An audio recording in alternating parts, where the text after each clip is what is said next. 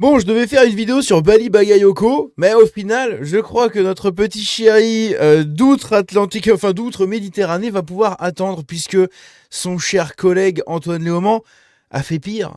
Eh oui, il conteste une nouvelle fois le racisme anti-blanc et il faut y apporter des modifications et des précisions. Donc on est parti pour écouter notre bon Robespierre de Wish nous parler de racisme anti-blanc et que ça n'existe pas et que tout ça c'est la faute des blancs. C'est magnifique.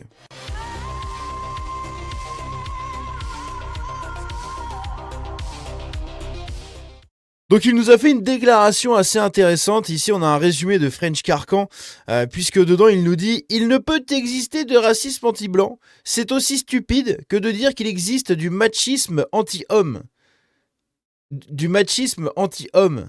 Ça existe, hein. Tu as les hommes soja qui sont ethnomasochistes et en plus qui détestent le fait d'être des hommes, voilà, et qui s'autoflagellent d'être des hommes. Mais c'est surtout que ça s'appelle sinon de la misandrie, du coup. Donc le racisme anti-blanc existe alors, vu que le machisme anti-homme existe aussi. Bref, c'est assez ridicule. On va l'écouter nous parler d'immigration, vous allez voir, c'est magnifique. Je crois que Robespierre a raté quelques cours, hein. Je crois qu'il a aussi raté une nouvelle occasion de la fermer, puisque il se fait humilier sur X en ce moment, puisqu'en fait, il a commencé à chercher des noises à John de Lorraine. De Lorraine lui a dit « Eh, tu sais quoi Antoine ? On va faire un débat. Comme ça, tu pourras m'exploser en direct devant tout le monde. » Et depuis, le petit Antoine, eh bien, tout comme avec Sarah Knafo l'été dernier, eh bien, il a pris la poudre d'escampette, voilà, et il a couru. Voilà, on peut le suivre à la trace, hein, vu comment il a prouté de manière assez énorme, mais quand même, hein, c'est assez ridicule. Bref, on va écouter ça et après je vous montrerai vite fait les tweets, les échanges de tweets qui pourraient mener à un débat entre Antoine Léaumont et John de Lorraine, mais bon, ça n'arrivera jamais, hein, parce que Antoine Léaumont va se faire détruire en deux, littéralement. Bref, écoutons notre bon ami Antoine Léaumont parler, s'il vous plaît, c'est parti. Il y a une enquête de la CNCDH d'il y a 6 ans qui disait que 52% des Français pensaient que la première cause de l'insécurité, c'était l'immigration. Oui, il y a une surreprésentation, mais peut-être que ça vient du fait qu'une partie de notre système est... Il est vraiment demeuré, je crois. Je crois que là, avec ce qu'il vient de faire, regardez comment il parle. On dirait vraiment le benet du village. Vous savez, dans les villages, dans le temps, il y avait un benet. Hein, souvent, le benet, c'est lui qui charriait les corps pour les emmener au cimetière. C'est lui qui entretenait justement un peu le cimetière. C'est lui qui nettoyait un peu devant l'église, etc. Voilà, c'était un peu le simplet du village, hein, vous voyez. Eh bien, j'ai l'impression que là, Antoine Léaumont est littéralement le simplet du village de la France Insoumise, hein. Y en a qui sont vraiment pas très très futés, hein, à la France Insoumise. Mais franchement, je crois qu'Antoine Léaumont est l'un des pires. Voilà. L'un des pires ou l'un des meilleurs, hein, ça dépend. Hein, parce que quand on voit comment c'est tiré vers le bas à la France Insoumise, c'est peut-être un des meilleurs. Voilà. Un des meilleurs des pires. C'est magnifique. Regardez bien comment il parle, comment il le dit. Migration. Oui, il y a une surreprésentation, mais peut-être que ça vient du fait qu'une partie de notre système est raciste. C'est magnifique. Donc, c'est-à-dire que l'immigration est une cause de l'insécurité en France parce que notre système est raciste. Voilà, c'est ce qu'il vient de dire, hein. Je peux pas faire plus explicite que ça. C'est ce qu'il vient de dire, ce sont ses propres mots. Le sentiment d'insécurité en France vient de l'immigration parce que notre système est raciste. Donc ça n'a rien à voir avec Rachid Kader, Mamadou Mousdiouf et Abdelhamid qui font des trucs de fou, hein, qui font des Charlie Hebdo, qui font des Bataclan, qui pointent des gamines dans les rues, qui agressent vos grands-mères, vos femmes, vos sœurs, vos filles et vos voisines. Non, ça n'a rien à voir. C'est parce que le système, il est raciste. Tu comprends, toi le facho ? Ton système, il est raciste. Eh oui, c'est ton système qui fait que Kader est obligé d'aller pointer ta grand-mère. Parce qu'il faut qu'il mange, tu comprends ? Voilà, c'est comme pour les vols qu'il y a eu sur les Champs-Élysées, hein, au Foot Locker, etc. Faut les comprendre, c'est des pauvres petits jeunes qui sortent dans la rue quand le PSG a gagné, qui réduisent la ville à feu et à sang, d'accord, et qui en plus pillent les magasins, parce qu'il faut qu'ils mangent. Et pourquoi ils ont pillé un Foot Locker ? Bah parce qu'il faut qu'ils mangent, on t'a dit. Ils mangent des semelles, hein, j'en sais rien, ils font des trucs. Mais c'est assez ouf. Voilà. Et là, c'est pareil. Aucun rapport avec la mélanine de ceux qui commettent des actes. Non, rien à voir. Ce n'est absolument pas pour ça que les gens ne veulent plus du coup d'immigration. Non, non, rien à voir. C'est parce que le système il est raciste, c'est pour ça. Intéressant. C'est toujours la même chose, toujours le même problème qu'à l'extrême droite avec l'identité française. Et nous sommes toujours le même antidote qui vient opposer l'amour à leur haine. Mais Oui, l'amour de la France insoumise. Hein, vous l'avez, hein, si vous êtes comme moi et comme vous autres dans le chat, dans les commentaires, on est tous dans la même benne, d'accord? Direction le goulag. Voilà, dans le même train. Vous voyez, direction le camp. Voilà, avec ces gens-là, on va tous dans le même sens. C'est-à-dire que si tu n'es pas communiste et vendu aux babouches, hein, à la sainte babouche de paix et d'amour, eh bien, la France insoumise va t'envoyer dans un petit wagon, va te faire un tour de trajet dans le wagon à bestiaux et ils vont t'emmener dans un camp. Voilà, et là-bas, tu iras faire des trucs pour la France insoumise. C'est magnifique. au fond, ce que l'extrême droite n'a toujours pas digéré, c'est la fin de la colonisation. Car la colonisation s'est construite sur une racisation et sur un racisme, c'est-à-dire Oui, de gauche. Ah, et de gauche. Ah oui, la colonisation, c'est de gauche, mon petit Antoine Léaumont. La colonisation, c'est extrêmement de gauche. C'est Robespierre. Il s'est arrêté à Robespierre, en fait, dans les cours d'histoire. Il est tombé sur le Graal. Il a fait « Ouah, c'est bon, après Robespierre, il n'y a plus rien, l'histoire, c'est nul. Vive Robespierre !» Voilà, et le petit Antoine n'a pas regardé ce qui s'est passé dans les années 1800, hein, quand on a continué à pousser, en fait, ce délire, et toujours plus loin. Ah, c'est dommage, hein, t'aurais dû aller jusqu'au bout, Antoine Léaumont. c'est-à-dire sur une hiérarchisation des êtres humains entre des races. Oui, entre des noirs qui vendent des noirs. C'est comme ça que ça se passe en Afrique. Et c'est comme ça que c'est toujours à peu près le cas. Puisqu'on a les passeurs qui se servent de la détresse de gens qui veulent quitter le pays pour se faire un max de blé en les envoyant à l'abattoir en Europe, puisqu'il y en a la moitié qui vont réussir à traverser, et l'autre moitié arrivée là-bas va vivre comme des clodos dans des toiles de tente à Barbès. Voilà. S'ils se font pas enfermer par les flics avant et qu'ils finissent en prison. Ou pire, hein, quand ils s'entretuent dans les camps. C'est pareil. Donc c'est la nouvelle traite. Voilà, comme je le dis et je le redirai tout le temps, c'est la nouvelle traite comme à l'époque. À l'époque, il y avait une traite où on allait chercher les gens, on leur donnait des armes, on donnait des armes aux gens à qui on échangeait du coup ces armes contre des esclaves, et hop, ça filait dans les Antilles, etc. Maintenant, c'est l'inverse. On les fait venir en Europe parce que grâce à eux, nos associations vont pouvoir justifier la demande toujours plus de budget, de subventions, etc., de soutien populaire parce que tu te rends compte, nous, privilégiés européens, il faut accueillir la misère du monde, hein, les pauvres petits. Voilà, c'est exactement le fondement de la colonisation. C'est sur le même principe, le principe du pauvre petit sauvage qu'il faut éduquer. Eh bien, c'est exactement la même manière. Et ça, c'était de gauche. Ça, c'est beau. C'est magnifique. Et lui, maintenant, nous retourne le truc à nous dire que c'était de l'extrême droite. L'extrême droite n'en avait strictement rien à branler. Voilà, l'extrême droite, c'était le pouvoir royal, c'était le maintien de la France en Europe, en Occident à l'époque, c'est tout. Ils en avaient rien à foutre de l'Afrique, ils en avaient rien à foutre de l'Asie du Sud-Est. Voilà, il y avait des comptoirs, il y avait des trucs, mais on n'avait pas besoin de s'étendre si loin dans les terres. En revanche, les autres après ont décidé d'y aller. Et ce sont tes copains, les Romans. Basée sur la couleur de peau et au sommet de laquelle ceux qui ont inventé ce système se sont placés eux-mêmes, les blancs. Et c'est ce système. Ça, c'est communiste, c'est pareil. Le communiste, il invente un système où il se met tout en haut. Et tous ceux qui sont en bas vont trimer pour que lui, il puisse bien vivre. Voilà, c'est communiste. C'est la France insoumise. Thème de hiérarchisation qu'on appelle le racisme. Et c'est aussi la raison pour laquelle il ne peut exister de racisme anti-blanc, parce que c'est aussi stupide que dire qu'il existe du machisme anti-homme. La misandrie, du coup.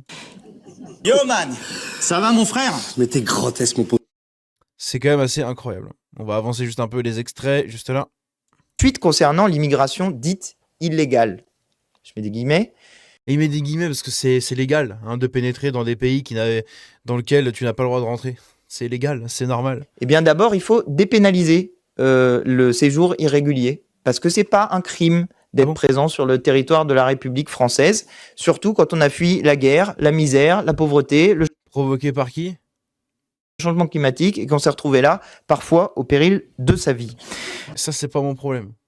Je suis un grand humaniste. Ah, on dirait pas. Hein. Je suis un grand humaniste, je suis un grand amoureux de l'humanité dans son global, mais chacun chez soi. Voilà. Pourquoi? Eh bien parce que ça n'a jamais marché le vivre ensemble. Ça n'a strictement jamais marché. Tu ne peux pas mélanger des dinosaures, d'accord, des T-Rex avec des chèvres. À un moment, ils vont pas ken et te faire des bébés tire-chèvres. Ça marche pas. Et ben c'est exactement le même délire avec nous. Tu ne peux pas mélanger des cultures fondamentalement différentes et opposées, d'accord, et qui n'ont absolument rien en commun et rien à voir. Il n'y a même pas un point en commun. Si ce n'est le français maintenant, voilà, il parle à peu près français, aussi bien français que moi je parle ivoirien, donc c'est génial. Mais voilà, pour le petit Antoine Léaumont, ça ne peut exister, la pénalisation de l'arrivée illégale dans un pays, puisque tu es citoyen du monde. C'est ça qu'il va nous vendre ça. Hein. On est citoyen du monde, d'accord? La France, terre d'asile, c'est magnifique. Par ailleurs, nous régulariserons aussi les travailleurs sans papier et les étudiants et les parents de ceux qui sont en études sur le territoire de la République française.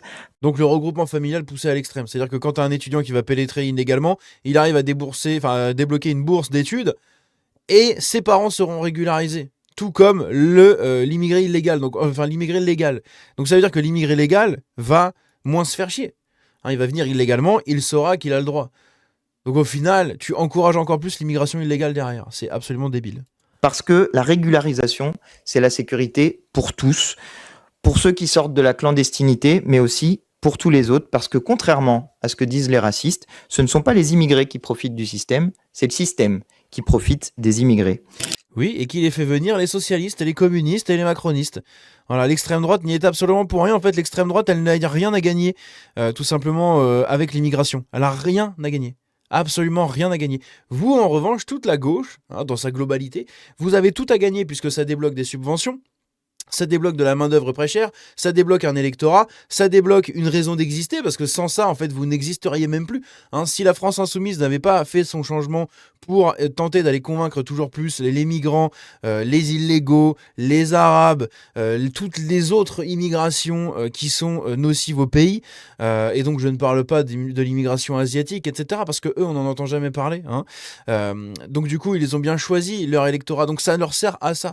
Ça leur sert de base pour essayer de gagner le pouvoir. Et une fois qu'ils le gagneront, mais ils vont se faire remplacer. C'est pareil, c'est comme ça que ça marche. C'est comme ça que ça s'est toujours passé. Hein. Les communistes se font à un moment remplacer par le croissant de lune. Ça ne marche pas. Voilà, ça ne marche pas. Il n'y a que dans le ciel où le vivre ensemble entre la lune et les étoiles, ça fonctionne. D'accord? Mais là, ça ne fonctionnera pas. Voilà. Ah, c'est comme ça. Hein. Eh oui, la faucille et le marteau, ça ne va pas avec un Coran. Hein. Ça ne marche pas. Les deux ne vont pas ensemble. Une politique insoumise posera directement la question de l'accès à la nationalité française des personnes immigrées, c'est-à-dire à la citoyenneté. C'est quand même incroyable d'avoir je sais pas, un amour si fort pour les immigrés. Enfin, les immigrés, c'est quand même incroyable. Moi, je trouve ça mais vraiment fascinant. Hein. Je sais pas où est-ce qu'ils trouvent tout cet amour à distribuer à ces gens. C'est fou. Hein. Française. Et là où certains cherchent à empêcher l'accès à la nationalité française, nous faciliterons au contraire ce passage à la nationalité. Pourquoi ? Parce qu'être républicain, au sens historique du terme, c'est chercher l'élargissement systématique du droit de ton anus. Ah non, pas ça. de vote. Je croyais que c'était l'élargissement systématique de l'anus dans les caves, dans les banlieues et tout, où Antoine Léaumont d'ailleurs aime se promener. Hein. Il y a plein de photos où il est dans les banlieues. Voilà, quand il est dans les banlieues, il est chez lui. Il aime. C'est comme Macron. Tu vois, Macron, il prend des photos où il caresse des noirs. Et bien, Antoine Léaumont fait la même chose, mais c'est peut-être lui qui se fait caresser. Ah, qui sait ? On va peut-être en apprendre des joyeuses plus tard. Hein. Bref, n'hésitez pas à me dire ce que vous en pensez de tout ça dans les commentaires. Voilà. Je devais parler, comme je l'ai dit, de Bali Bagayoko, mais au final, je suis tombé sur cet extrait que je trouve absolument lunaire et qui amène derrière à pas mal de réflexions. Donc voilà, il y a un live qu'il faut que j'essaye de faire sur YouTube. C'est juste que normalement, ça devrait passer, étant donné que la vidéo à laquelle je vais react, c'est une vidéo qui traite de ce sujet-là. Hein. C'est un documentaire sur la réalité en fait de l'esclavagisme et non pas le truc fantasmé dont on nous abreuve à l'école par les gauchistes. C'est vraiment très très différent de ce que la plupart des gens croient, comment dire, la traite atlantique, etc., hein, la traite transatlantique, le commerce triangulaire et compagnie, hein, on va parler de ça. Donc je pense que je ferai un live dessus, il faudrait juste que je regarde un peu quand est-ce que j'ai du temps. Mais c'est pour ça, ce genre de vidéo en ce moment, je commence à en parler de plus en plus et il y a des sujets comme ça qui reviennent de plus en plus. Donc c'est intéressant de toujours revenir dessus. Bref, dans tous les cas, dites-moi ce que vous en pensez dans les commentaires. On se dit à bientôt, prenez soin de vous. N'hésitez pas à aller demander à Antoine Léaumont des comptes pour le débat avec John Deloraine, puisque j'en ai pas parlé. Mais oui, il y a un débat qui est censé être organisé entre John Deloraine et Antoine Léaumont, puisque les deux se sont pris la tête sur les réseaux. Enfin, se sont un peu emmerdés. Et le souci, c'est qu'en fait, on a Antoine Léaumont qui, lors d'une dernière réponse, lui dit Merci pour le partage, vous allez faire gagner des signatures de soutien à Mélenchon, blablabla. Votre incompréhension des réseaux sociaux est un régal tous les jours. Et donc, John de Lorraine, naturellement, lui demande un débat.